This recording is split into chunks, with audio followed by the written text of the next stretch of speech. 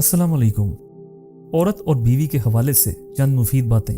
शरीयत का हुक्म है कि बीवी के अपने कितने भी असासे हों मगर इसके अखराजात शोहर ही पूरे करेगा, और शोहर ऐसा करता है तो बीवी हमेशा फर्मा बरदार रहती है, और अगर ऐसा नहीं करता तो बीवी बहुत जल्द शोहर से बदगुमान हो जाती है। अल्लाह ताला की इबादत के तरीकों में से एक खूबसूरत तरीन तरीका ये भी है कि मियाँ बीवी एक दूसरे से मोहब्बत करें।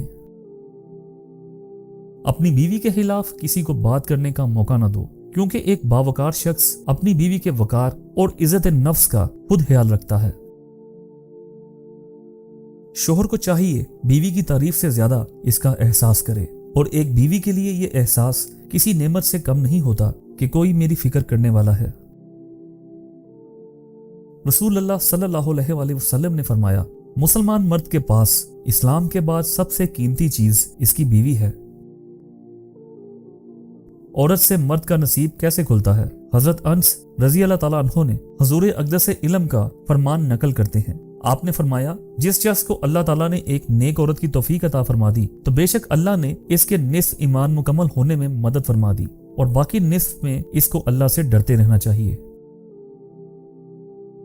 अल्लाह ताला ने दुनिया में सबसे पहले जो रिश्ता बनाया था वो मियाँ बीवी का था, और फिर सारे रिश्ते बाद में, और फिर ये रिश्ता तो है ही ऐसा, कितनी भी धूप छांव आए इस रिश्ते में एक दूसरे के बगैर गुजारा भी नहीं। बीवी की आंख में कभी आंसू ना आने दें, क्योंकि बीवी रोती है तो शोहर की जेब से बरकत उड़ जाती है। एक एक आंसू महंगा पड़ता है और फिर शोहर भी रोने वाला हो जाता है। मर्द की गैरत का अंदाजा इसकी औरत के लिबास से होता है। हमें भी सोचना चाहिए कि हमारी औरतों का लिबास कैसा है। तो दोस्तों, मुझे उम्मीद है आपको ये वीडियो पसंद आई होगी।